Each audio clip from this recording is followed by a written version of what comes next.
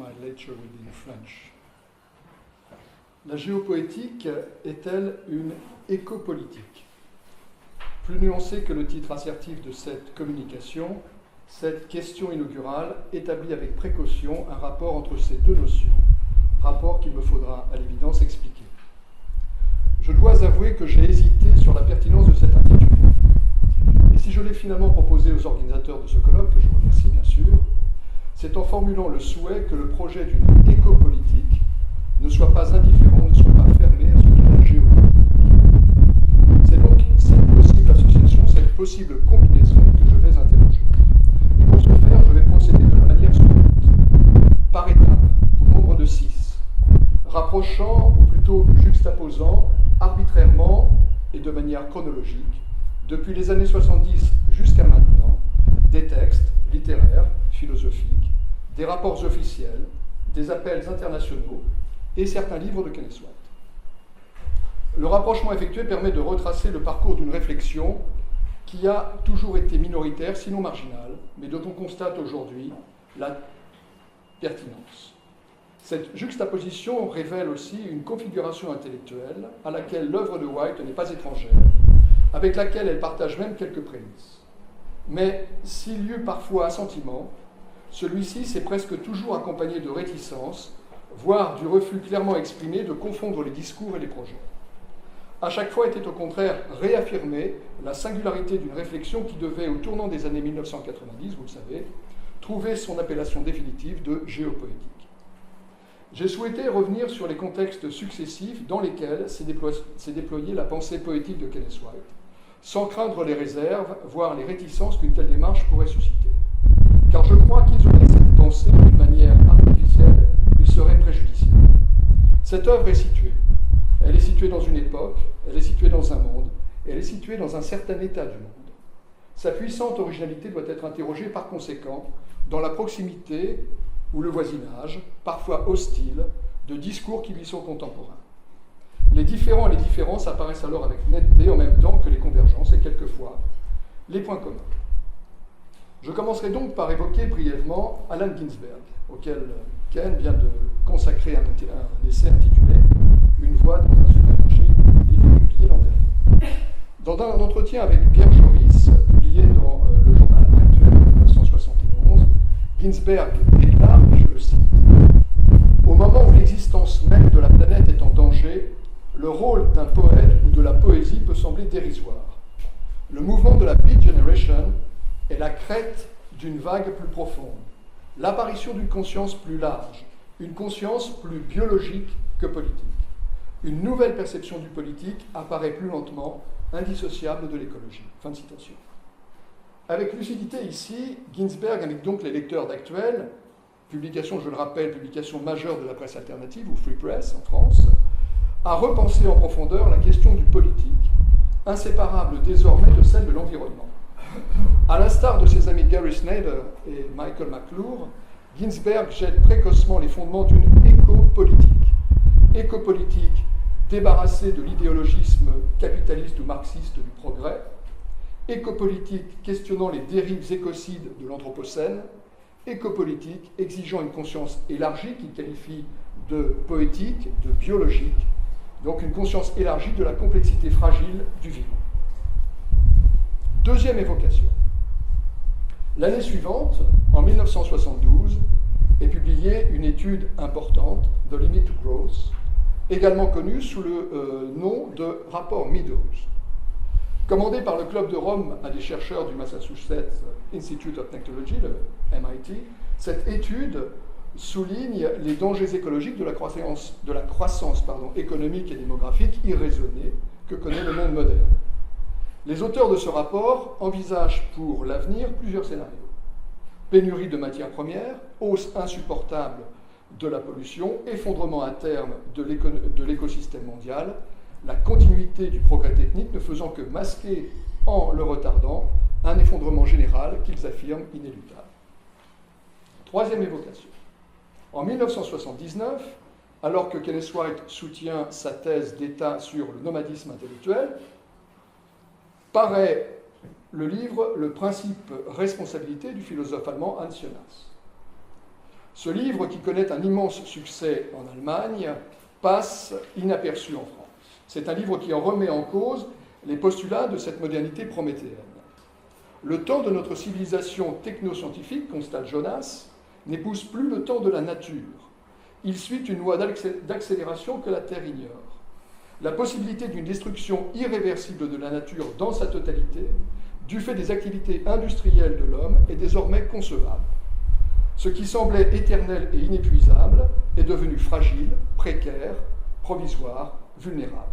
Il importe dès lors de refonder éthiquement le rapport au monde de cette modernité dévastatrice qui fait peser sur l'humanité des dangers d'une portée inconnue. Et je cite ici Jonas, son introduction en tout cas, « Le Prométhée définitivement déchaîné, c'est-à-dire l'homme moderne, le Prométhée définitivement déchaîné, auquel la science confère des forces jamais encore connues, réclame une éthique qui, par des entraves librement consenties, empêche le pouvoir de l'homme d'être une malédiction pour lui. » Empêcher le pouvoir de l'homme d'être une malédiction pour lui. S'appuyant sur une heuristique de la peur, l'éthique de Jonas fut parfois mal comprise. On voulut y lire l'expression d'une technophobie désolante, le retour d'un obscurantisme antimoderne. La conception inédite de la responsabilité qu'il présentait parut insensée. Le principe de précaution, qui exigeait de penser les limites, était inacceptable pour l'homme moderne conquérant. Comment pouvait-on reconnaître les droits des générations à venir? Devait-on raisonnablement admettre la possible extension de droits inédits aux êtres collectifs, les espèces animales par exemple, ou aux choses, arbres, rivières, montagnes, etc. La responsabilité pour autrui et la responsabilité devant l'avenir étaient-elles fondées en droit? On sait les sarcasmes et les rires moqueurs qui firent écho à de telles considérations. Le camp hégémonique des modernes défendait encore l'idéologie supposée progressiste de la transformation indéfinie, évidemment positive, de la nature et de l'humanité. Mais on sait aujourd'hui que le diagnostic de Jonas était juste. On sait que ce qui semblait philosophiquement insensé et juridiquement inadmissible détermine aujourd'hui notre rapport au monde. Oui, nous vivons désormais dans un temps de plus grande responsabilité, où la vie dans son ensemble, fragile et périssable, et non seulement l'être humain sont envisagés conjointement. Oui, par un renversement de la perspective, nous sommes responsables d'un avenir qui n'existe pas encore, mais que notre présent écocide compromet. La théorie juridique a évolué, ainsi que le discours philosophique. On peut et on doit s'en réjouir. Mais est-ce que cela est suffisant? Dans la figure du dehors, qui paraît en 1982, White évoque la nécessité d'une poéticité nouvelle. Cette poéticité nouvelle, note-t-il, exige une mise en question de notre héritage culturel et conceptuel. Mais elle manifeste aussi le désir et la volonté de sortir. Sortir, je le cite, des idéologies bien pensantes. Sortir des manières de penser étriquées. Sortir des cul-de-sac de la culture. Sortir donc, mais pour aller vers quoi? Pour aller vers, nous dit-il, un champ épistémologique plus large. Vers, je le cite à nouveau, une éthique plus rigoureuse, vers une vision esthétique du monde, vers une poésie du cosmos. Cette poésie du dehors, nous sommes en 1982, qui n'appelle pas encore une géopolitique, est au sens le moins complaisant qui soit, une écopolitique, mais au sens vraiment le moins complaisant qui soit. Le déplacement, l'ouverture, la disponibilité d'esprit qu'elle suppose est l'objet de la plupart des essais qu'il publiera ensuite.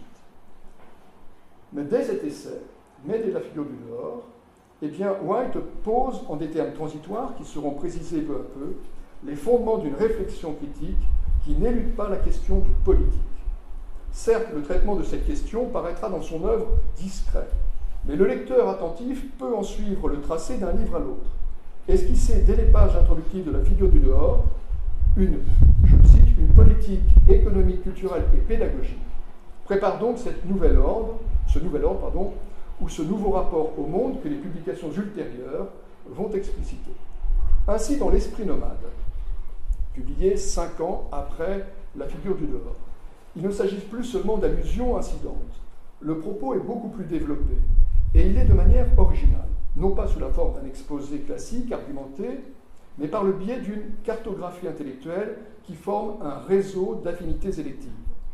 Ce sont des noms propres, des œuvres citées, savoir convoqué qui donne forme et consistance à cette réflexion politique. 3 exemples suffiront ici à le montrer. Le premier exemple est pris dans la première partie du livre, titrée « Esquisse du nomade intelligent ». Nous y renvoie bien sûr. La section 3 est intitulée « L'atopie nihiliste ». White y évoque les nihilistes russes. En Russie, écrit-il, les nihilistes sont des raznochtinsky, des hommes en rupture avec la société. Tchernyshevsky est l'un de ces hommes, poursuit-il. S'il s'installe à Pétersbourg, ce n'est pas pour se vautrer dans la slavophilie, c'est pour étudier les langues, l'histoire, le droit, la sociologie et l'économie politique. Bref, commente White, Tchernyshevsky commence à penser en termes de biologie, de cosmologie et de politique. Le deuxième exemple est titré de la deuxième partie du livre, Figure, lieu, trajectoire. Il concerne Henry David Thoreau, un de ces chercheurs extravagants qui cherchait, je le cite, un nouvel espace de vie et de pensée, ainsi qu'un langage pour la vie. Dans la section intitulée « Une économie politique », White présente Thoreau comme un homme du dehors, un homme qui invite à sortir. L'expérience de Walden est interrogée en ces termes. S'agit-il d'une expérience archaïque et réactionnaire ou s'agit-il, au contraire, des prémices, je le cite, des prémices d'une révolution fondamentale? Une révolution, donc, échappant au militantisme partisan et à la rhétorique du grand soir. Une révolution sachant renouer un rapport vivant avec le monde, au-delà des peuples et des nations. En dépit de ses écrits sur le principe de la désobéissance civile, l'apolitisme radical de Thoreau, observe White, ne saurait être un argument suffisant pour le disqualifier politiquement. Cet apolitisme invite bien plutôt à refonder le politique hors des catégories usuelles. Je cite, « Ne pourrait-on pas penser sans être suspect ni d'irréalisme, ni de réactionnarisme caché qu'une police, ici police au sens grec, qu'une police lucide sentirait le besoin de tels apolitiques pour ne pas sombrer dans la complaisance intrasociale en perdant de vue certaines questions plus larges. » Troisième et dernier exemple, qui confère un prolongement éclairant à l'exigence d'une pensée politique lucide, sinon éclairée.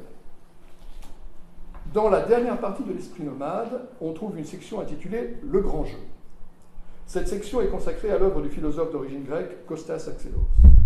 De cette œuvre, White retrace brièvement l'itinéraire et définit la visée. Sortir des petits jeux intramondains pour entrer dans le grand jeu du monde, tendre vers un dépassement de l'époque et restaurer la maison humaine. Dépassement et restauration, au-delà de la philosophie et de la poésie, dans une refonte du politique, dans une reformulation du contrat social, pour une poétique du monde. Comme on peut le voir à travers ces différents exemples, et je pourrais évidemment vous en donner beaucoup d'autres, le projet géopolitique se détourne des programmes sans renoncer aux politiques, au contraire, autant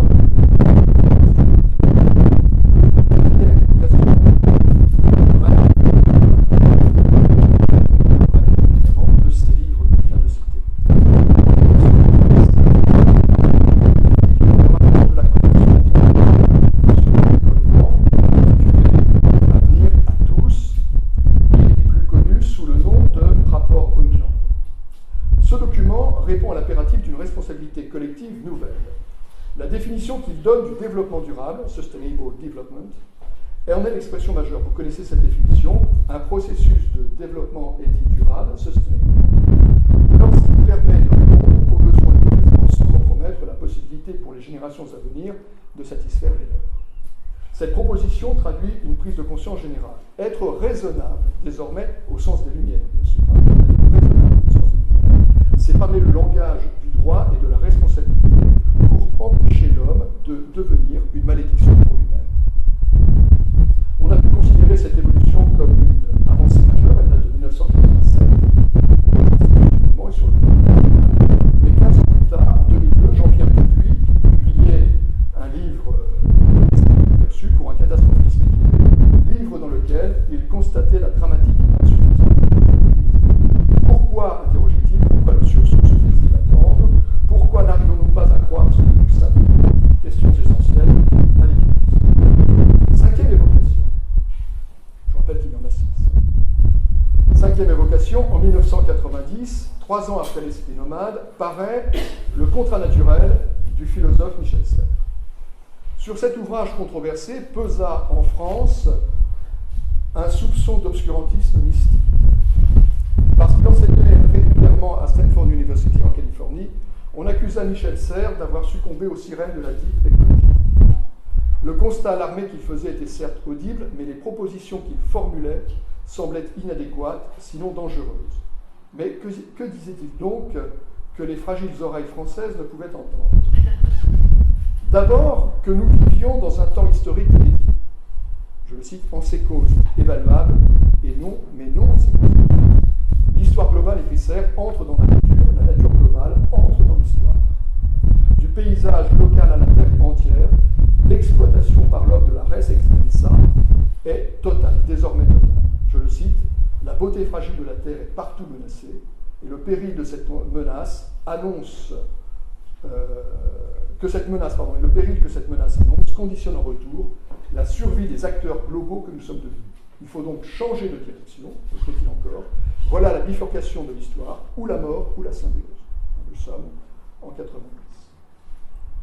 Au-delà de ces mots, ce constat imposait une révélation pratique de la relation entre l'homme, sujet de droit, et le monde, support passif de la révolution. Je cite ici Michel Serres, sans évidemment souscrire à ce propos. Dans le risque d'une mise à mort, il faut prévoir un contrat, dit-il.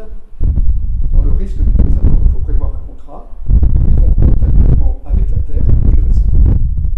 Du contrat social au contrat naturel, l'évolution souhaitée, l'évolution proposée, supposait une révolution conceptuelle d'une part, juridique d'autre part. Il s'agissait non seulement de réviser le droit, qui établissait jusqu'alors une division intangible entre les personnes et les choses, mais aussi de refonder la relation entre les hommes et la Terre. Cette refondation est le cœur même du projet géopolitique de White. Il y a donc là une convergence de vues et visées communes, en apparence du moins. Et vous pourrez aisément citer en contrepoint tel passage de La Route Bleue ou tel poème d'Atlantica. Mais il y a aussi, entre ces deux projets, des différences très nettes. À l'objectisation du monde par les hommes, Serres oppose l'espoir d'une vie commune, c'est-à-dire un dialogue, sinon un accord. Cet espoir suppose, et là il y a évidemment convergence avec le travail de Kenneth White, cet espoir suppose de reformuler les termes de cette relation. Pour Michel Serres, les termes juridiques de cette relation, de reconsidérer en droit ce qu'est un sujet et ce qu'est un objet. Et pour être effective, cette mutation exige une pédagogie. C'est là la tâche immense du philosophe, et ce peut être évidemment la tâche immense du poète, quand on ne confond pas avec un rimailleur. Je cite ici Michel Serres, éveiller la soif intarissable de l'apprentissage pour vivre le mieux possible l'expérience humaine intégrale et démocratique.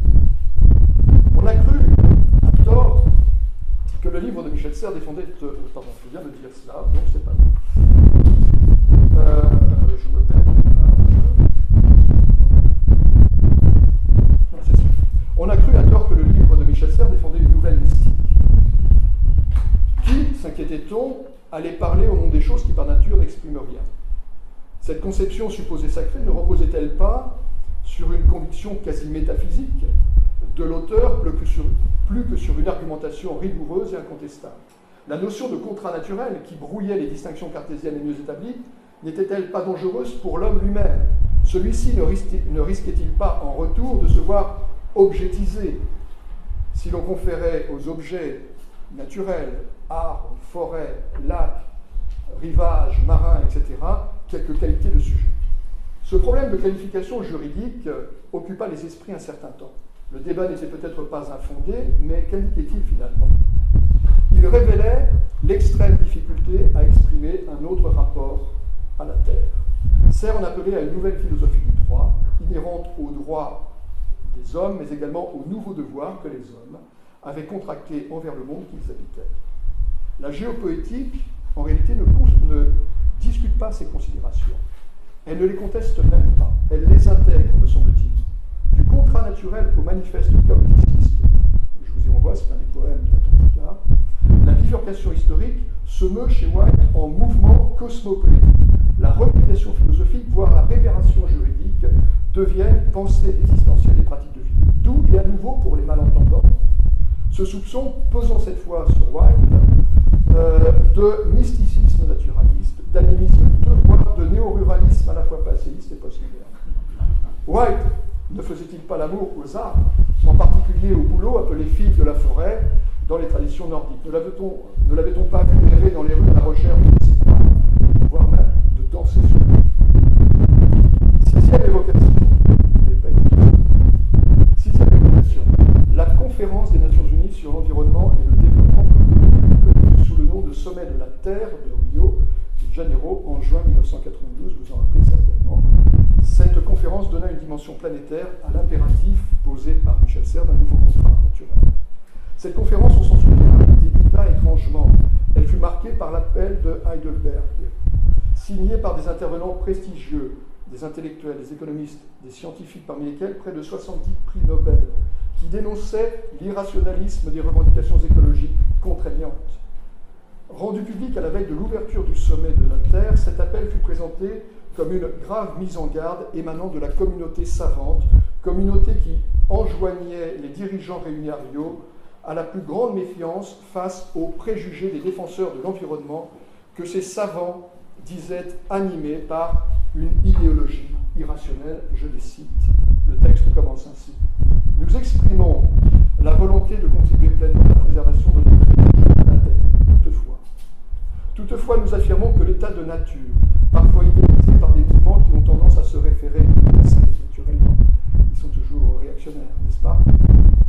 Toutefois, nous affirmons que l'état de nature, parfois idéalisé par des mouvements qui ont tendance à se référer au passé, n'existe pas et n'a probablement jamais existé depuis l'apparition de l'homme dans la biosphère, dans la mesure où l'humanité a toujours progressé en mettant la nature à son service et non l'inverse.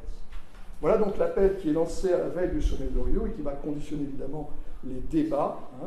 L'humanité a toujours progressé en mettant la nature à son service et non l'inverse. Nous sommes en 1990. Pourquoi donc ce nouveau détour par Rio et ce fameux appel? La raison en est simple.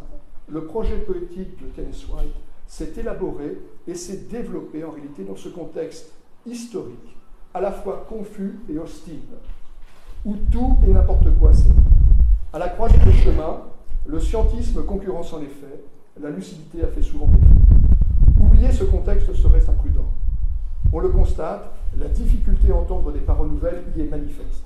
Et il faudra donc aux uns et aux autres redoubler d'efforts pour invalider ces discours dominants d'une histoire à sens unique où l'humanité progresse en mettant la nature à son service.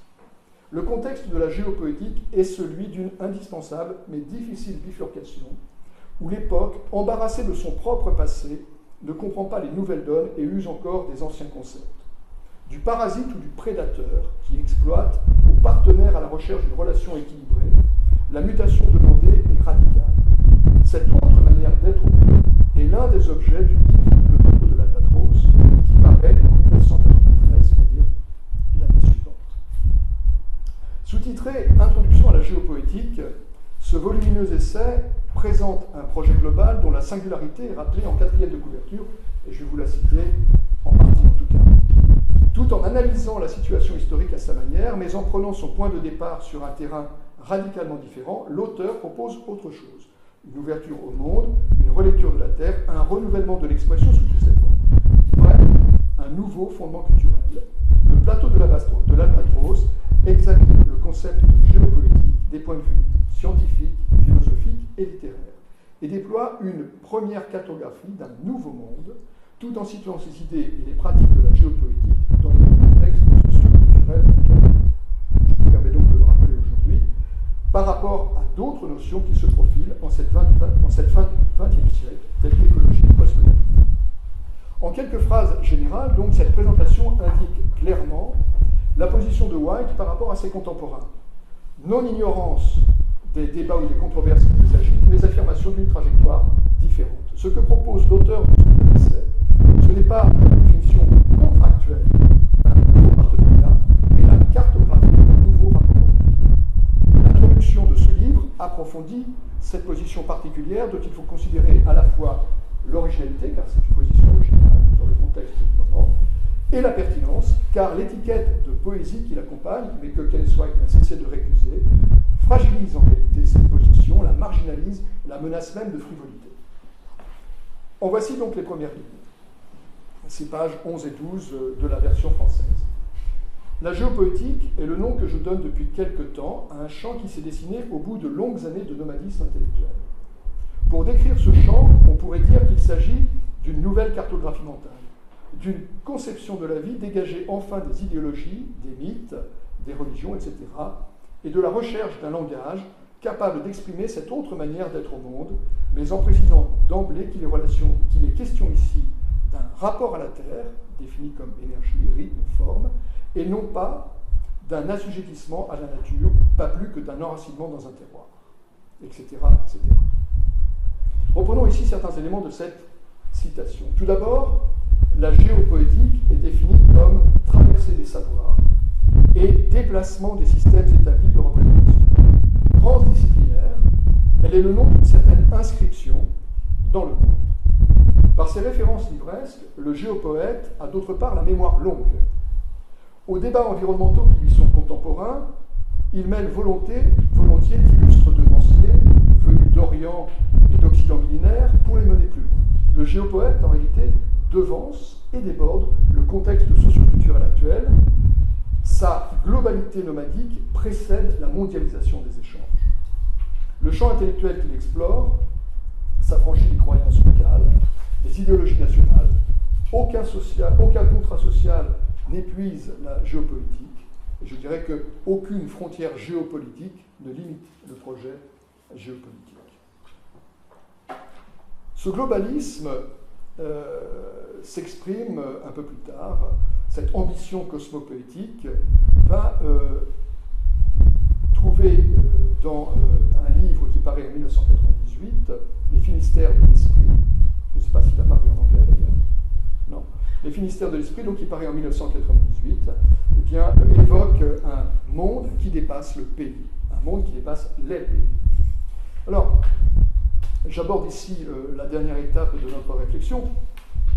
Un quiproquo tout auditif, signalé, je crois, hier, se produit souvent entre géopoétique et géopolitique, quiproquo que Michel Philippon fait observer à Kenneth White dans un entretien de mars 1997, ce quiproquo auditif, et voilà ce que répond Kenneth White. La similitude des termes ne me déplaît pas. Le rapprochement ici renforce la différence.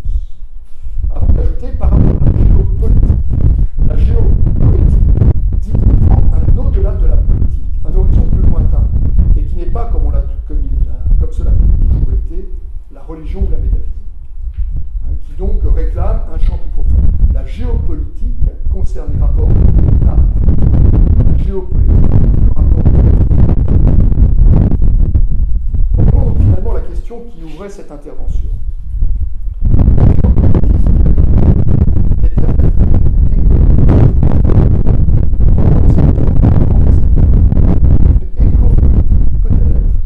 géopolitique? Saurait-elle promouvoir et défendre une autre manière d'être au monde que l'économiste mondialisé l'homme est un rongeur. De ce moderne dont il ne pouvait prévoir le déchaînement prométhéen, Hugo fit un portrait enthousiaste dans Les Travailleurs de la mer. Je cite ici quelques lignes d'Hugo. Tout sous lui, c'est-à-dire tout sous cet homme, tout sous lui se modifie, soit pour le mieux, soit pour le pire. Il dérange, déplace, supprime, abat, rase, ruine, sape, creuse, fouille, casse, pulvérise, efface cela, abolit ceci, reconstruit avec de la destruction. Rien ne le fait dire, nulle masse, nul bloc, nul encombrement, nulle autorité de la matière splendide, nulle majesté de la nature. Étrange rongeur donc que cet être à deux pattes qui monte, pour citer à nouveau Hugo, qui monte à l'assaut de l'immensité, le marteau à la main. Tout le bord, nous dit Hugo, mais rien ne l'arrête. Il réplique à la limite par l'enjeu. Personne aujourd'hui ne peut plus ignorer la rupture survenue au terme de 2 siècles écocides et inhumains. De l'usage du monde à l'usure du monde, nous constatons l'ampleur de la dévastation. La limite, qu'en d'autres temps on méconnaissait avec fierté, est devenu un seuil protecteur. Contre les marches forcées de l'histoire et la mise au pas de cette histoire, en avant, en arrière, à gauche ou à droite, se sont affirmés depuis un demi-siècle des espaces de résistance où s'inventent de nouvelles façons d'être et d'agir, où se pense et se construit le présent qui vient. Microcosmologie, ainsi que les nomme Bernard Stiegler, microcosmologie pour une autre économie et une autre écologie de l'espace et de l'esprit. Pas de modèle, pas de système, mais un mouvement qui passe par des champs matriciels, déclare quant à lui Kenneth White. Dans la culture que vous dessinez, est-ce le poète ou est-ce la parole poétique qui pourrait jouer ce rôle de pont focal structurant, lui demandait Michel Philippon en 1997. Donc quel est le rôle du poète dans cette révolution générale? La réponse à cette question exige évidemment quelques précautions. Oui, lui répondit White, la parole poétique pourrait jouer ce rôle, mais seulement s'il s'agit d'une dynamique poétique non seulement actuelle, mais fondamentale. Tout, je le cite à nouveau, tout dans ce qu'il y a de plus énergique et de plus intelligent dans le discours intellectuel de ces derniers temps mène à la notion politique. C'est donc cette dernière notion qui recouvre une théorie pratique inédite, contient la possibilité historique d'un changement de direction. Elle définit une stratégie de la mutation sur laquelle nous sommes revenus, Kenneth White et moi-même, dans un entretien publié en 2013 dans le livre Contre-culture. Le propos de White était alors on ne peut plus clair. En tant que théorie et pratique, la géopoétique n'est pas une contre-culture. Je me permettrai cependant, en conclusion, de revenir sur cette contre-culture. Qu'appelle-t-on une contre-culture? Connaissant aujourd'hui une large publicité médiatique, le mot souffre d'une imprécision sémantique manifeste. Presse, radio, télévision en font un usage débridé sans qu'on sache vraiment de quoi il s'agit. Galvaudée, l'appellation est un fourre-tout commode. Elle évoque les années 60 et le rêve hippie, le psychédélisme et la Californie. Évocation vague, nimbée d'une nostalgie entretenue par la presse magazine de la mode, ou à l'inverse, enlaidie par les sarcasmes des gardiens du bon ordre et des valeurs éternelles qui auraient été salies ou corrompues par ces années d'émancipation coupable et d'amollissement général. D'emblée, il nous faut écarter ces discours mous ou complaisants, contaminés par l'usage de ce célèbre ouvrage, Culture, 1968, Théodore Roszak propose le néologisme de culture pour résumer ce moment historique de contestation qui apparaît écrit, et je le cite, comme la matrice où un avenir différent, bien qu'encore extrêmement fragile, prend forme. Contestation, désobéissance civile, désobéissance, rébellion. Ainsi s'expriment à cette époque les voix protestataires qui se font entendre à contre-courant de la norme majoritaire ou en rupture avec les discours dominants. Dans ces voix discordantes qui crient alors leurs différends, dans ces voix non conformes qui fassent non admises, il y a eu quelquefois, mais il y a aussi encore aujourd'hui, il y a beaucoup plus qu'un désaccord ponctuel, politique, idéologique, socio-économique ou culturel. Il y a là parfois, hier, aujourd'hui et demain, espérons-le, porté par une minorité active d'hommes et de femmes, l'expression d'une volonté de rupture s'appuyant sur un travail de fond. La divergence, le désaccord, l'opposition prennent alors une autre dimension. La protestation adopte, dans ce rare cas, les lignes d'un contre-modèle. Elle édicte une orientation nouvelle, que je qualifie volontiers de contre-culturelle. En ce sens le plus fort, donc, une contre-culture est un dispositif existentiel, pensé, agir, pratique, qui inquiète le donné culturel dominant, qui en conteste les constructions et les évidences. Son rôle, et le travail est immense, est d'essayer de transformer le réel depuis une critique des discours, qu'elle soit appelée culturalisme, une critique des discours et des pratiques de la maîtrise, de la domination et de l'aliénation. Alternative, minoritaire, une contre-culture met en cause l'ordre admis, institué, réglementé du pouvoir et du savoir. C'est en tant que potentialité critique et possibilité de vivre à la lumière de l'acte critique qu'elle doit être considérée. Pour chaque époque, confrontée à la vulgarisation marchande, à la dévaluation médiatique, à la neutralisation critique, c'est bien la possibilité même d'une contre-culture, c'est-à-dire à la fois le projet d'une nouvelle société et le projet d'un autre rapport à la Terre, d'un autre rapport au monde, qui se pose. Il existe des pensées, il existe des pratiques qui questionnent le sens du monde et le sens de la vie. Les contre-cultures trouvent en ce questionnement leur définition. Les stratégies de mutation que White expérimente depuis la figure du dehors participent de cette exigence. Qu'on la dise en réalité lutter ou non contre le culturel est finalement de peu d'importance. La géopoétique est une théorie et une pratique de la pensée critique. J'ai voulu ici, devant vous, l'historiciser, c'est-à-dire la situer. La situer dans une histoire générale de la pensée et des idées des 50 dernières années, mais la situer aussi pour en saisir les déplacements successifs. Interroger par conséquent sa puissance de déstabilisation, prendre en compte sa force de frappe. Ce projet est actuel et il est fondamental. À la croisée des chemins, là où nous sommes maintenant, hommes et femmes d'un XXIe siècle destructeur, il y a en réalité très peu de propositions d'envergure invitant à reconsidérer sérieusement notre rapport au monde. La géopoétique est l'une de ces rares propositions. On aurait tort de l'ignorer et de passer outre. Merci.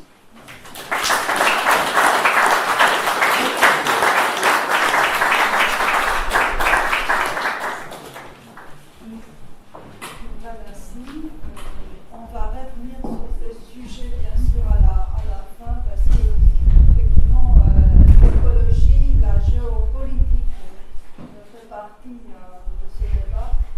On essaye de lancer votre soutien entre la France et l'Écosse. Je vais donner la parole à mon ami qui est professeur de philosophie. Il a la chaire supérieure de philosophie au lycée de Leeds. Il a déjà de Nice, pardon. Moi j'ai pensé à Nice, c'est effectivement relié de prédilection. Donc je vous donne la parole. Vous avez déjà travaillé sur Kenneth White et vous allez nous parler aujourd'hui de Deleuze, Kenneth White et l'architecture poétique.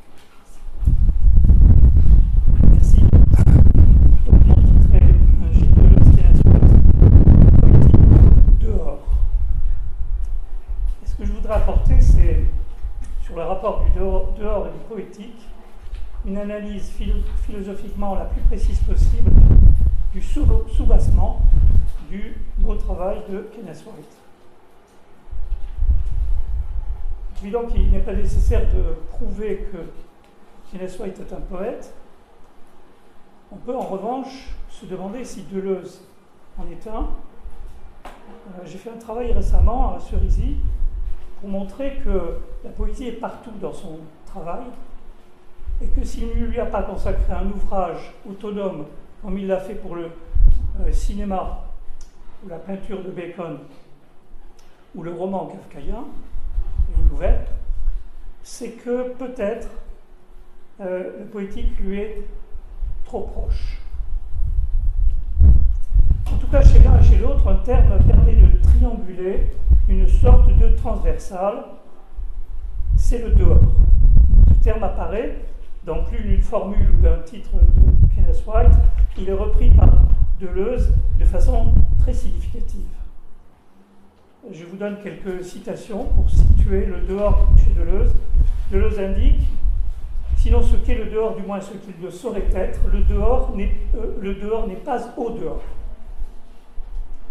Le dehors serait un courant d'air d'arrière-cour, ce qui se tient hors de la conscience de la personne ou de l'organisme, l'élément informe des forces, cette expression est importante, l'élément informe des forces, la vie comme puissance, un dedans qui serait plus profond que tout monde intérieur, de même qu'un dehors plus lointain que tout monde extérieur. Une matière mouvante, animée de plis et de plissements, chaque faculté sortie de ses gonds, l'état des libres différences océaniques, des distributions nomades, une force qui creuse, éveille, arrache. On devine donc que le dehors, chez Deleuze, n'est rien d'un lieu, d'une substance, d'un fait ou d'un état, mais que c'est un processus.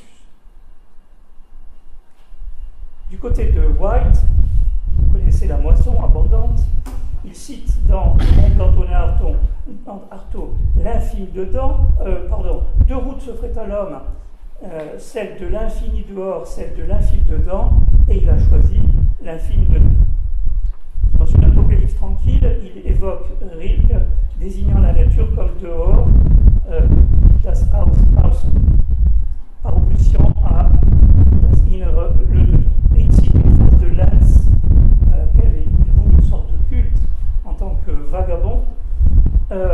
demandant à l'artiste de rendre la nature de sorte qu'il ressente quelque chose au-delà de l'image. Le texte, petite introduction avec biocoscopie poétique dans Rivage, lecture de Kenneth White, commentant la métisse, la ruse, dit ceci: il est sur une autre voie, sur d'autres pistes, et il va être seul longtemps. Le dehors, c'est le visage du vent d'Est, commenté ainsi, impossible à définir. On appelle la forme du sang-froid et l'image de ce qui n'a pas d'image. C'est l'espace le plus difficile. Dans Scène de Montfaucon, il évoque le mot de Deltey sur la poésie de la distance. Ailleurs, il évoque Harry Martinson, voyage sans but, sur les civilisations qui ne pouvaient pas imaginer le quelque chose d'autre sous quelque forme qu'il puisse se présenter. Dans Atlantica, je relève encore cette idée: comment habiter intimement un lieu sans nom? Il faudrait être soi-même anonyme.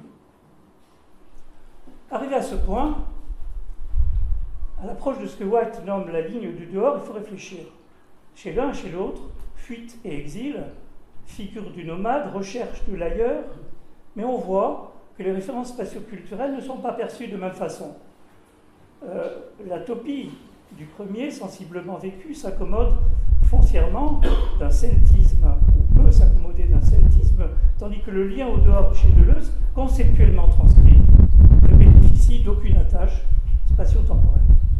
Comme l'Ione connecte passé et futur en sautant par-dessus le présent chez Deleuze, le dehors reste du côté des mouvements virtuels du fond. On va voir que c'est un des concepts fondamentaux du dehors, c'est le virtuel. Pas du tout au sens de, évidemment, l'image virtuelle. Enfin, toute l'industrie même, virtuelle.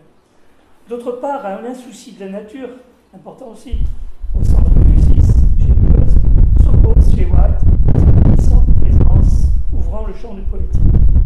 Or, peu de pages après, celle de Mille Plateaux que cite White dans ses dialogues, Deleuze avait repris sa note importante sur, qu'il avait mise en bas de page dans Conférence d'édition, sur le travail du philologue Laroche, pour dissocier dans le radical nem, l'européen, deux sémantiques inverses. C'est sans ambiguïté que White et Deleuze se retrouvent sur la ligne nomade de nem. Nemo, c'est faire paître un troupeau en le laissant vagabonder aléatoirement. Au contraire, il se détourne de la ligne striée, autant qu'il est possible, du nomos, la norme et la loi. L'hétérotopie des deux penseurs, avec des moments de désaccord, admet donc quelques principes communs. C'est ce principe que je vais essayer d'approcher. Et je vais d'abord veiller aux césures entrevues par Whitehead dans son Process and Reality dont on parlait hier, un livre très prisé par Deleuze, car ce qui nous égare, c'est la tendance à placer une césure forte entre intérieur, en gros l'âme, et extérieur, en gros le monde. Cette césure, je dirais qu'elle est datée. Elle remonte à l'invention d'une âme délocalisable, et ce n'est pas parce que nous avons pieusement conservé ce récit depuis 25 siècles qu'il faut en faire cas. Le mieux est donc de ne compter que sur notre réflexion. On pourrait penser que pour assigner un dehors, il suffit de faire la part entre le naturel et le culturel. Mais Moscovici, entre autres, a montré que ce que nous nommons nature est issu d'une combinaison d'éléments primaires et de caractères modifiés par l'homme. Si nous considérons la césure introduite par Schopenhauer, nous opposons la représentation, typiquement humaine, et la volonté qui traverse les vivants de l'intérieur. La représentation livre le spectaculaire d'un monde extérieur, tandis que la volonté est l'ultime, des forces produisant de l'intérieur les formes. Pourtant, cette différence, si claire qu'elle soit, ne suffit pas encore à mettre en évidence le dehors. Pourquoi ? Eh bien, parce qu'il ne faudrait pas oublier la puissance de la conscience humaine sensorielle. Il n'existe de monde en soi ni pour les animaux, qui sont trop rivés à leur milieu, l'autre versant de leur corps, leur milieu, donc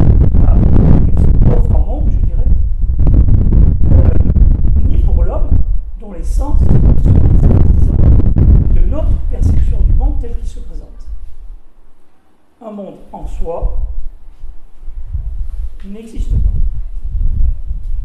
Un monde est toujours pour l'homme. Nous habitons le riche théâtre secrété de notre sensibilité et notre perception humaine, je souligne humaine, qui ne font qu'un avec notre corps sentant. Aucun moyen, donc, de déclarer si simplement que la nature soit notre extérieur. Fût-elle vierge et sauvage, elle n'est pas le dedans. Le dedans n'est ni l'âme ni l'intériorité, c'est plutôt la confiance accordée à la représentation que nous prenons pour réel extérieur. La solution que Platon, qui avait dû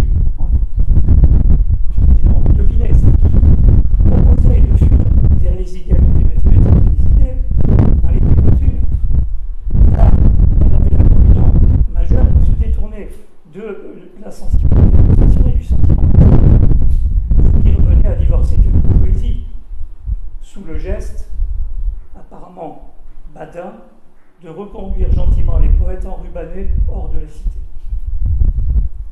En outre, puisque les cités, même indépendantes, sont ce que seul un intellect humain peut appréhender, le résultat, c'est une mainmise absolue sur le monde.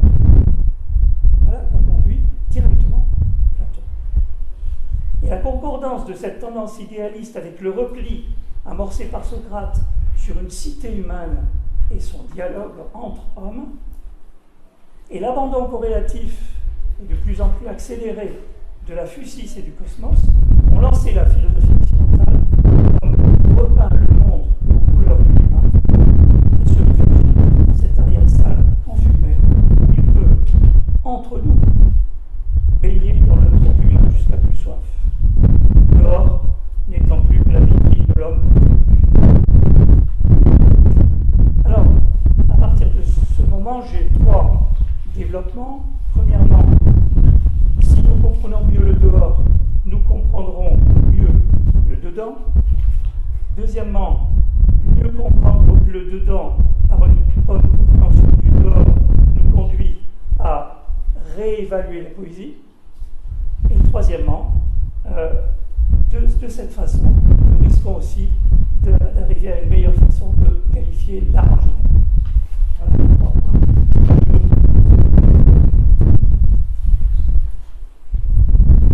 Je ne vais pas trop vite. Il faut donc imaginer le dehors comme l'absolument inhumain. Comme le disait Gorgias dans son traité du non-être, comment attribuer un être à quelque chose d'inconnaissable et d'indicible?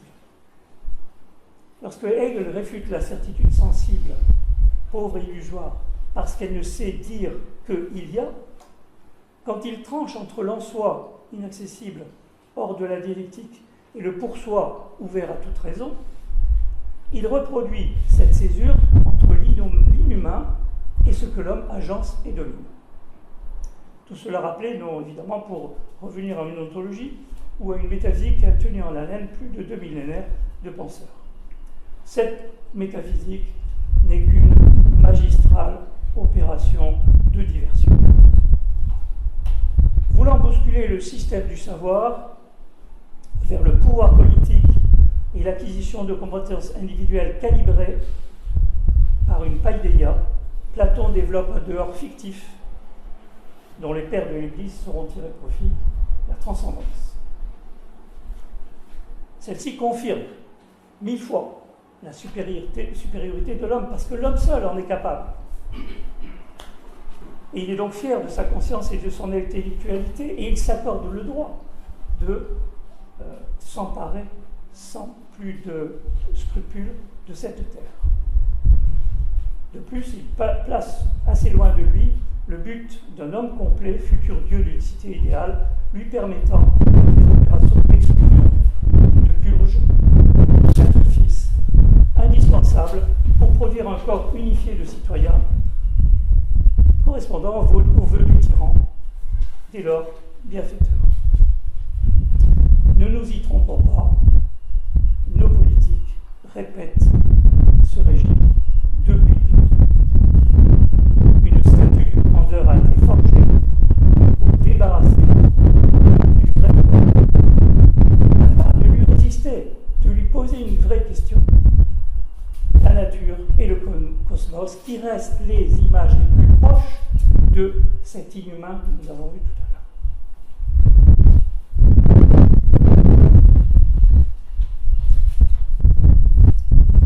Je dirais donc que les trois mouvements sont les suivants. Le détour par le dehors nous permettra de mieux comprendre ce qu'il en est du dedans. Et en effet, si le dehors est l'inhumain, ce que l'homme n'a même pas touché encore de ses yeux, il est informe et chaotique.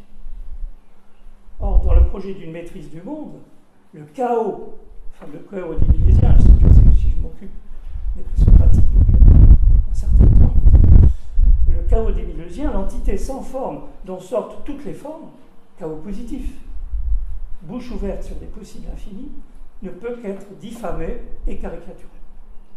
Tant Nietzsche, le chaos enfantant une étoile dansante, que Deleuze et White, par le chaosmos ou le chaoticisme, redonnent puissance, et c'est un bienfait à cette notion. Il se présente alors deux avantages que les deux penseurs exploitent. Réhabilité, le chaos insiste sur l'énergie potentielle de champ, la production d'énergie que nous avait montré Nietzsche dans ces petites usines qu'il savait trouver dans le surcroît de force de l'art.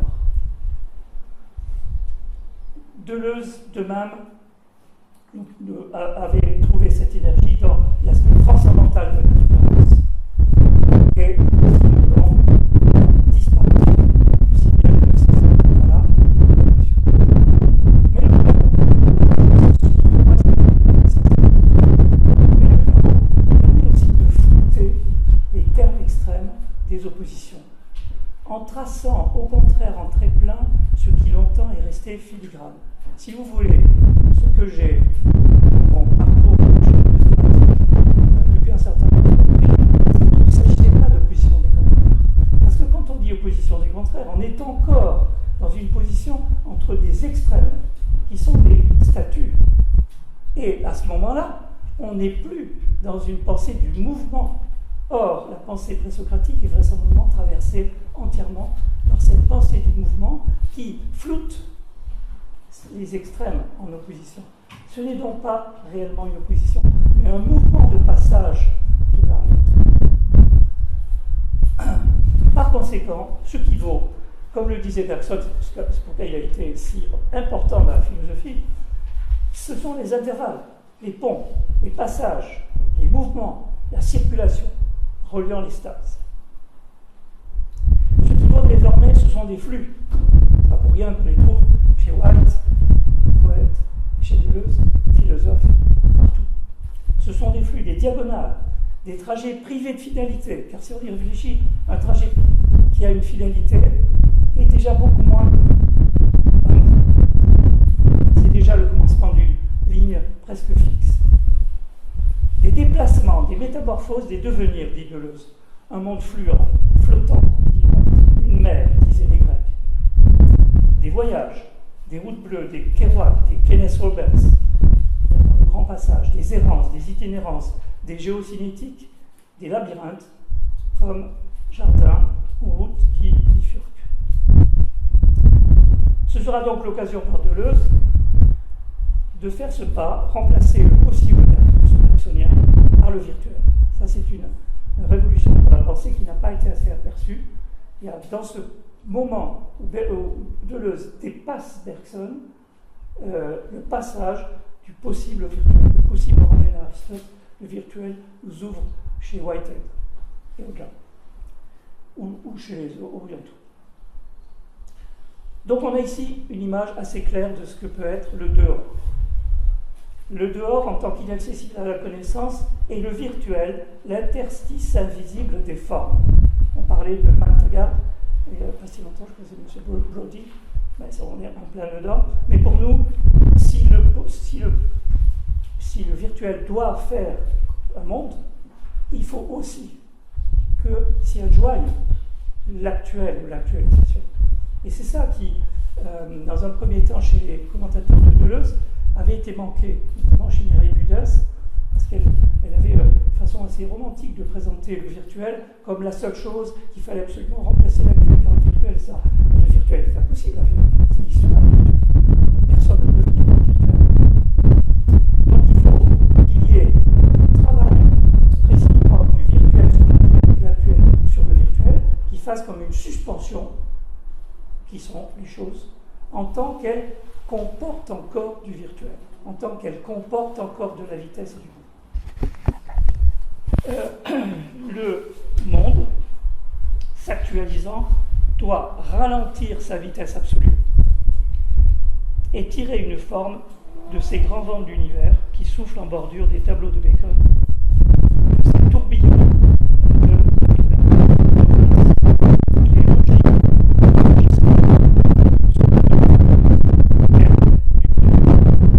de la minorité, du fragmentaire et du fractal, du moléculaire de l'imperceptible, du micro-multiple, du devenir.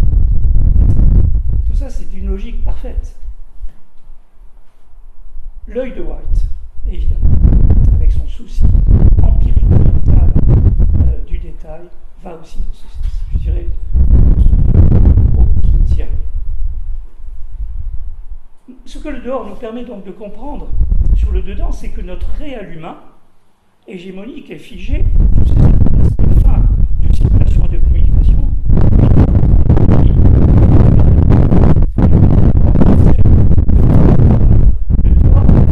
le dedans dans la perception humaine. L'homme est donné une forme au mouvement atomique. Et que la forme statique doit subir l'érosion des hautes intensités de la plus virulence atomique qui nous précède, nous a fait naître, nous survivons. Le réel doit être une suspension humaine actuelle. Deuxième aspect de ma réflexion, pourquoi Platon ostracisait-il les poètes? Donc, je ne suis pas loin de la fin. Il me reste à travailler sur cette idée de l'exclusion des poètes. Pourquoi? Parce qu'il débitait des mensonges sur les dieux. Ça, c'est tout dit. Et qu'il fait des mensonges. Et dire capable de changer de forme à vue, comme le vieux de la mer chez Ovide. Et pourquoi Orphée est-il le fondateur de la poésie? Parce qu'il s'adresse à tous les règnes et tous les états, sans distinction. Inférieur, supérieur, identité, unique et non unique. Pourquoi lui a-t-il temps de ne pas se retourner sur l'Église? Parce qu'elle peut être le siège d'une métamorphose.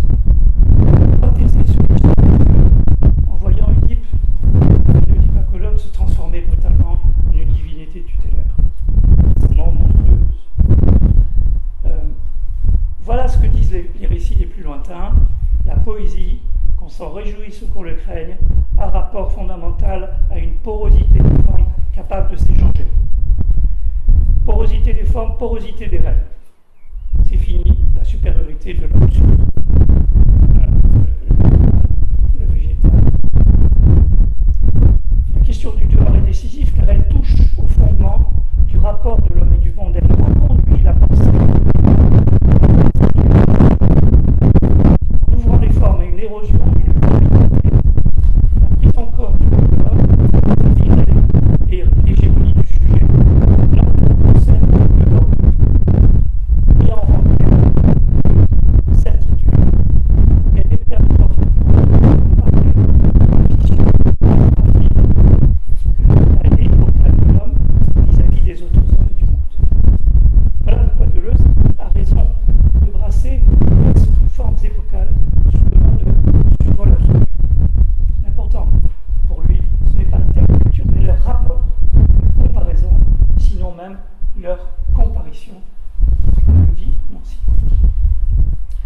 Deuxième point, sur 3, mais le dehors nous permet aussi de comprendre la poésie. Il montre que la poésie n'est pas une discipline, qu'elle n'est pas un art, qu'elle n'est pas un marché, mais qu'elle est une attitude. Je ne dis pas posture, car la posture est artificielle et feinte. L'attitude poétique est spontanée, naturelle, largement involontaire. Loin de toute posture poétique, l'inspiration résulte d'une attitude. Que signifie cette manière de se tenir vis-à-vis des hommes et du monde?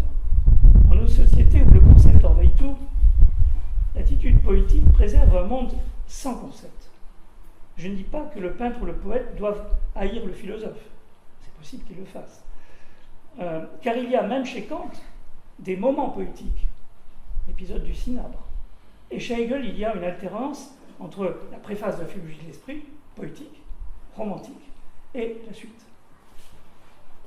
Que veut dire alors cette attitude de pensée, cette noétique? Elle consiste à laisser entrer un peu de dehors dans le dedans, de l'entre-nous où tout est de là. Il en résulte vitesse de pensée, ce qu'on appelle l'intuition, vitesse d'écriture, raccourci, brachylogie, oxymore, valeur de séquence, densité des formules, connotation, choix,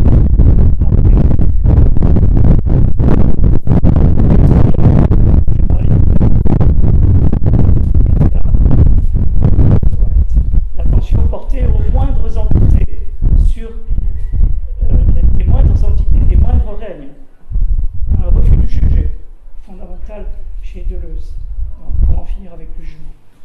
Une égalité de valence, j'appelle ça valence parce que le mot valeur a définitivement perdu le sens, plutôt acquis le sens d'une possession, une valeur marchande. Donc je préfère les mots valence. Une égalité de valence, et c'est pourquoi aussi je distingue toujours entre le mot pouvoir et le mot puissance. Je pense que le pouvoir est un très mauvais mot pour désigner ce qu'on devrait désigner par la puissance. La nature est puissante et non pas règne du pouvoir. C'est que le poète,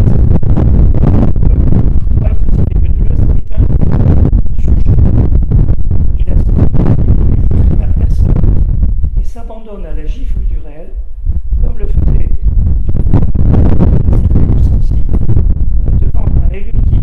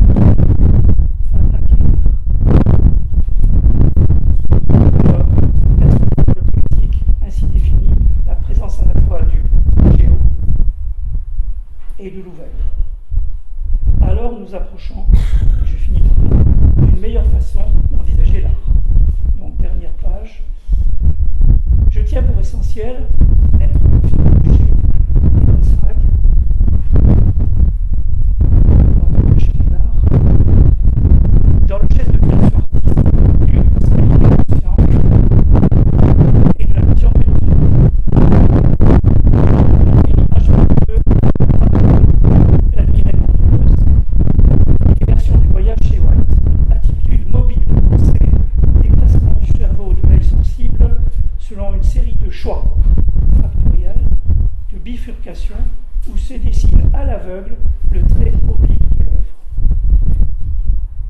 Qu'en résulte-t-il? Ceci qui est crucial, que le choix, le geste artiste, de chaque bifurcation, si on choisit entre cette couleur et celle-ci, ce contraste et celui-ci, cette forme et celle-ci, le choix de chaque bifurcation n'est pas dans la suite des fourches, et ça a été dit hier lorsqu'on a été question de Kierkegaard, n'est pas, à la suite des fourches, scellé de façon univoque pour forclore le choix contraire, pour supprimer le choix contraire, mais comporte avec lui la fourche elle-même, c'est-à-dire le choix opposé. Et de la sorte, ce choix opposé, il sera loisible de le faire revivre dans une nouvelle fourche un peu plus loin. Dans l'involontaire, un de ces figures reste suspendu des hommes de l'autre. Ainsi s'accumule la puissance et l'énergie de l'œuvre. Si le dehors est l'inhumain, il fait partie de l'homme à titre de poussière d'étoile ou de tourbillon de mouvements atomiques. En l'artiste, ce sont les mouvements imprévisibles de cette part inconsciente, involontaire et sans but, qui est notre dehors, qui fait le lien avec la nature et ses forces, avec le mort, les météores, le côté étoile constante.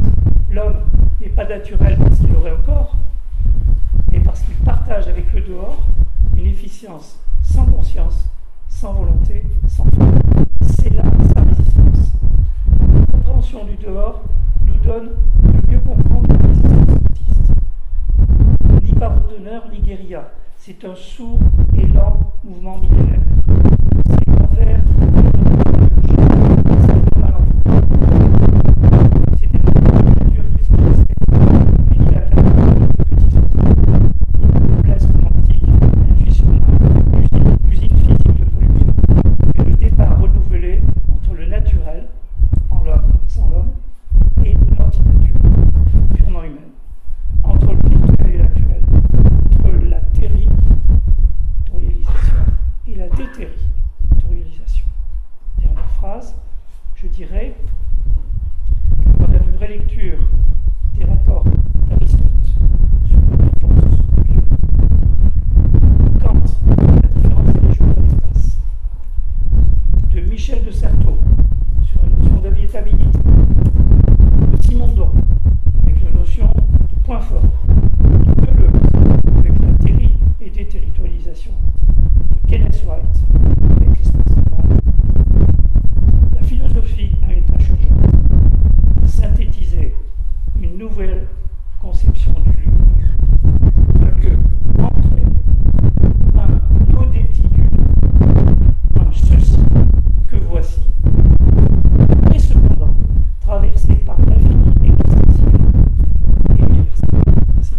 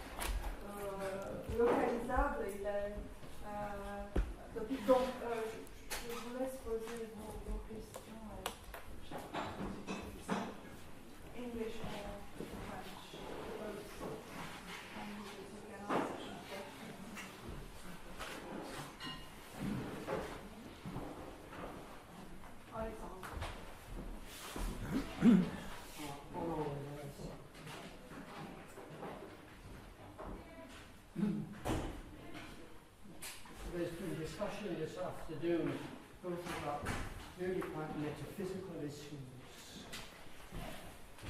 inside and outside, and there have also been things said which seem to me to be much more on the side of morality and practice. And I'm I am quite uncertain. I'm not able to formulate for myself what the connection is between these. So whether there is a significant order of exposition. Sorry, your head is in my way. Whether there is a significant order of exposition in that it is really necessary to deal with the metaphysical questions about the nature of the of. As prior to working on the moral questions and the practical questions about that are raised by all the ecological concerns that we have today. Is there any thought on this? I mean, suppose we actually solved incredibly the metaphysical problems that we raise in this area. Would it make any difference at all to what we would want to say about anything ecological?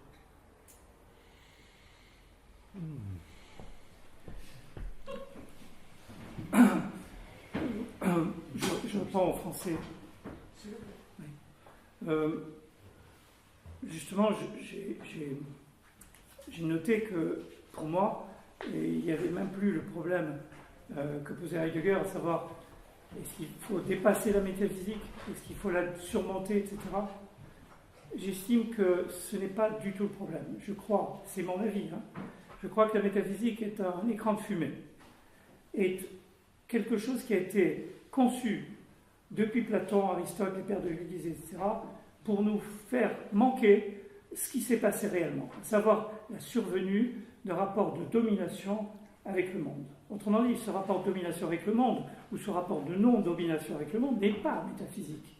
Et on nous a fait croire que le problème de l'homme se trouvait du côté du paradis, du côté de l'homme complet, du côté des fins dernières, ou du côté de la métaphysique et de l'ontologie.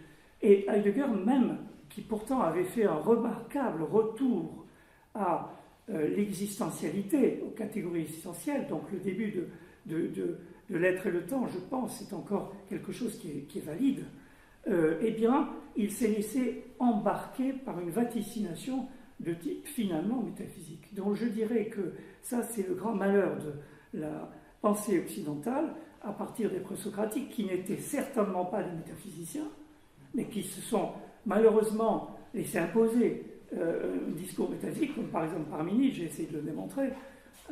Parménide n'est pas un métaphysicien, ce n'est pas un logicien, c'est un théoricien de la façon dont les choses s'unissent. Ça n'a rien à voir. Et c'est tout à fait terrestre et ça concerne tous les détails du réel. Donc, cette façon dont on a balancé les présocratiques en leur faisant dire des sortes de balbutiements précédant la raison platonicienne et aristotélicienne, nous l'avons nommé métaphysique. Je pense qu'il faut, une fois pour toutes, dire que c'est une vaste tromperie. Voilà, ça c'est mon opinion. Yeah, I don't think it's a question of metaphysics comes first before morality and practice. I think that it's about how we live in the world. It's about how we approach the world.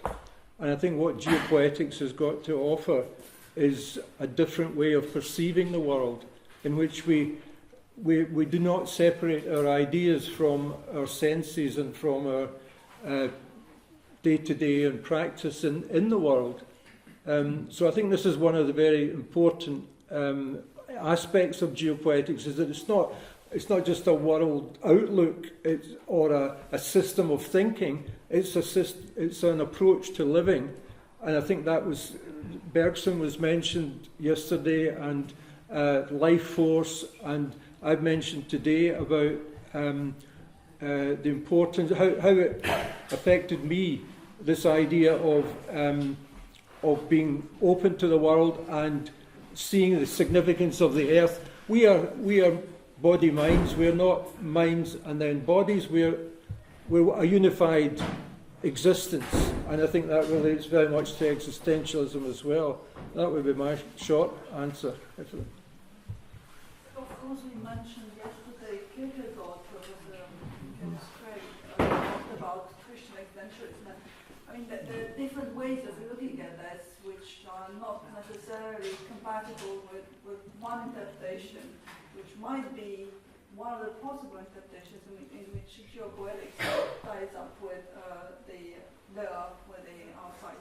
Yes. J'ajouterais en français, pardon, une courte remarque.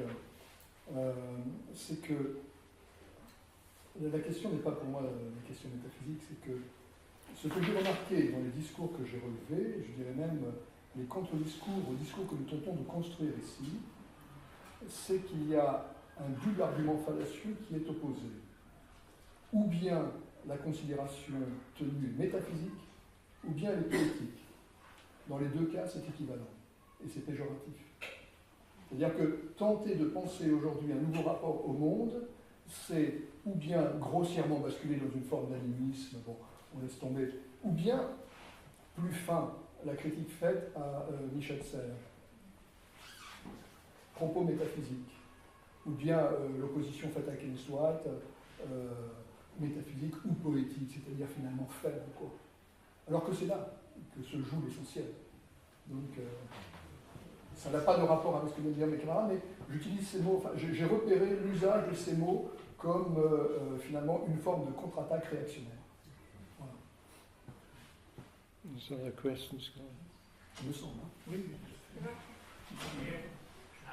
I acknowledge reception of this answer, but in defense of Alexander's question, if we, I will go back to Seneca when he said, whether you call it being, world, nature, God, the abstraction from under the embedded and embodied situation takes us to the transcendental. So in that case, it immediately takes us to a metaphysical, not thing or object, but a process. And something that we haven't touched so far is the notion of the other, the singular other in this situation. Because in the way, and I think Deleuze doesn't touch that so much, is that at the end, les tout autres devient tout autre in Deleuze.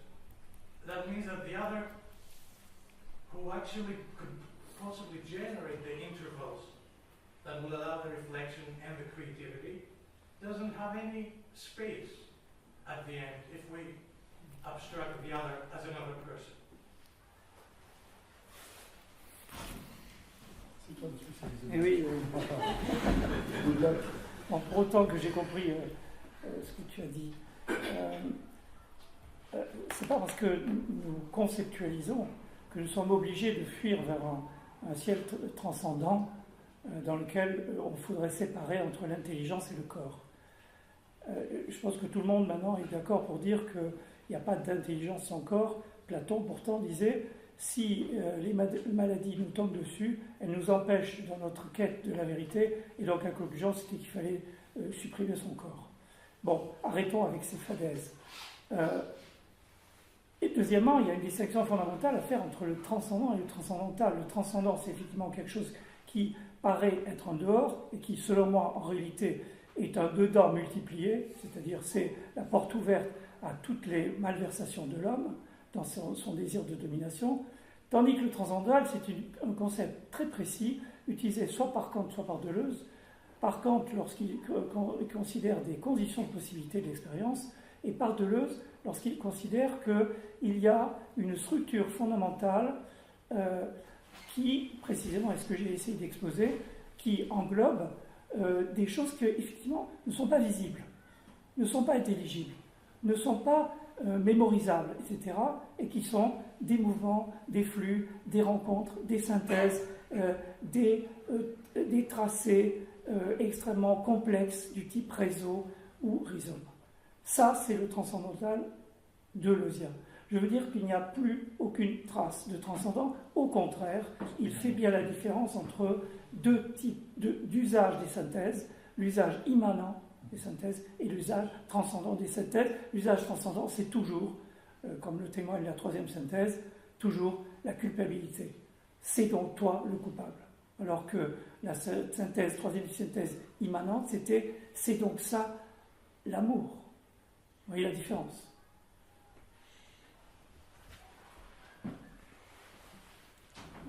J'aurais une question particulièrement pour Olivier Pénaud-Lacassagne, mais les autres pourront aussi. Mais j'ai beaucoup apprécié l'exposé qui, dans la façon dont il faisait un parallèle entre une évolution des idées et l'œuvre qui, à mon avis, et là je risque peut-être, une œuvre qui n'a pas une évolution elle-même, mais plutôt un approfondissement.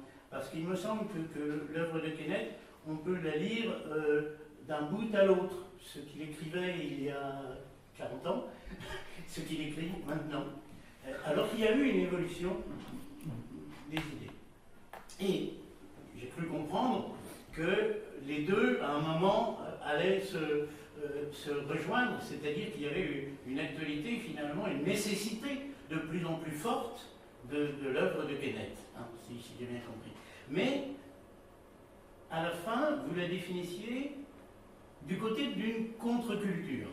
Et c'est là qu'est ma question. Parce que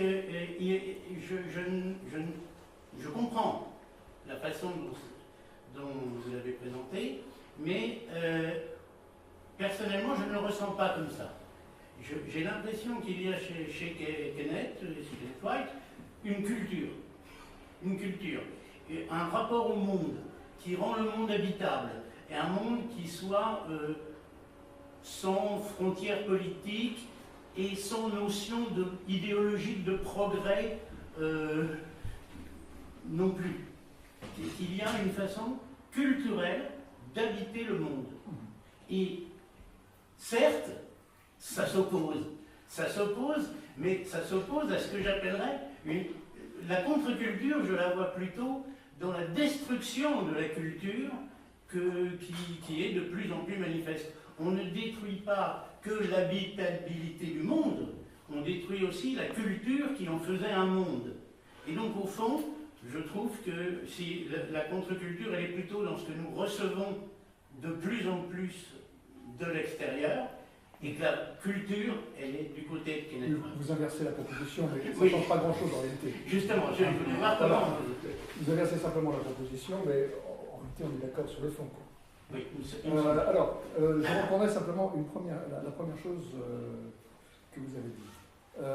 Actualité, convergence en tout cas.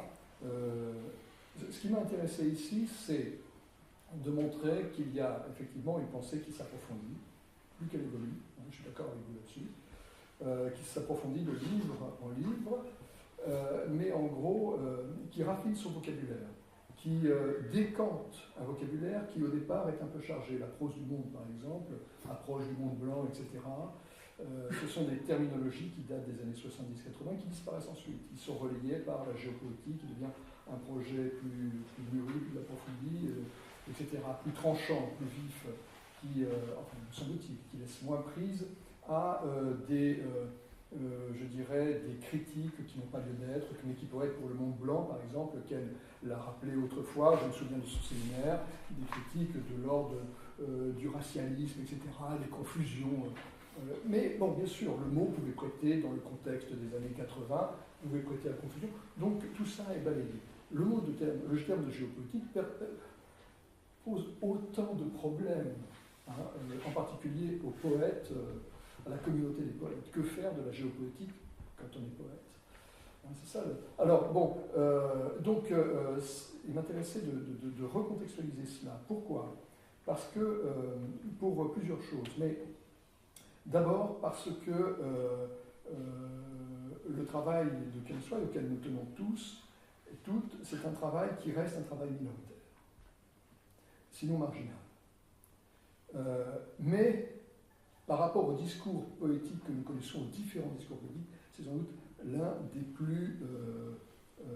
plus efficients, un des plus répétés, reproduits. La preuve, nous sommes ici, mais nous pourrions être ailleurs, en Europe. On a parlé tout à l'heure des États-Unis. Il y a d'autres centres qui se sont emparés de cette œuvre et qui la travaillent et qui vise à la transmettre. Et ça, c'est très intéressant parce que, en réalité, dans l'histoire de la poésie, pour le dire, ou de la pensée politique, ou de la poétique du monde, au XXe siècle, au XXIe siècle, c'est très rare. Donc, on a là quelque chose de fondamental. Et, par conséquent, si on souhaite transmettre cela, il faut avoir conscience, je dirais pour le coup, des contre-discours qui, dans le même temps, bavardent, parlent, occupent le terrain, etc. Et donc, et confronter tout simplement ce projet à ces autres discours. J'ai rappelé ici, alors c'est intéressant parce que ces discours ne sont pas forcément là où on les recherche. Ce n'est pas forcément chez Deleuze, il y a des nuances, chez Michel Serres et chez d'autres. C'est souvent dans les appels internationaux, dans des déclarations, etc. C'est là que l'on sent en quelque sorte l'évolution de l'état du monde, c'est-à-dire de la réflexion sur notre rapport au monde. Et on s'aperçoit qu'en réalité, s'il y avait une œuvre d'avant-garde dans ce sens, pour reprendre un terme que je n'utilise pas à propos de Ken, c'est vraiment une œuvre d'avant-garde, c'est-à-dire qu'elle est très devant les discours communs. Alors, il y a donc de ce fait, oui, compte tenu de l'état du monde actuel, une actualité de Ken Swire, de l'œuvre de Ken Swire. Mais Ken nous rappelle aussi, dans sa définition de la géopolitique, actualité, une œuvre actuelle est fondamentale. Et nous, on travaille plutôt, au fait, l'actualité nous intéresse assez peu sur ce coup. Ce qui intéresse, c'est qu'on atteigne le fondamental. C'est-à-dire qu'effectivement, soit penser dans le contexte qui est le nôtre, un contexte écocide, je n'approfondis pas la question, mais il est évident pour tout le monde, dans ce contexte, en quoi arriverons-nous, au-delà de cette sphère ici où nous sommes tous d'accord, comment arriverons-nous à convaincre telle ou telle institution à prendre des décisions politiques, économiques, juridiques, culturelles qui conduiront à la modification progressive de ce rapport au monde qui s'impose à nous du fait du retour de la nature sous ses formes les plus violentes et les plus incontrôlées. Je me sens. C'est là, je dirais, l'actualité avec un grand A de cette œuvre. Et il y en a très peu, c'est pour ça qu'il ne faut pas les rater. C'était la conclusion que je tenais. Je crois qu'on J'étais un peu le parole. à reprendre le fil de cette conversation sur le côté subversif et révolutionnaire, effectivement, de la géopolitique. Donc, je vous invite à prendre des réfléchissements, et puis on va revenir pour le prochain intervenant dans 10 minutes.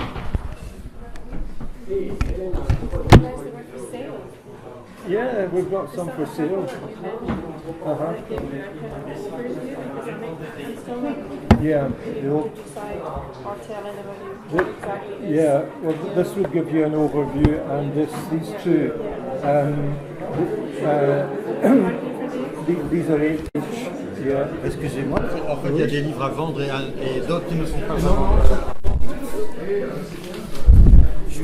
Je comprends parce que le vin le bon. I removed that because there was a noise, but in fact it was not that. It was the string. Oh, outside. Yeah. This one is mine, but we can leave that for the moment for Just the to- people. yeah. And they are my books as well. But To show them, yeah. How can we order this? This one from Cairns Creek.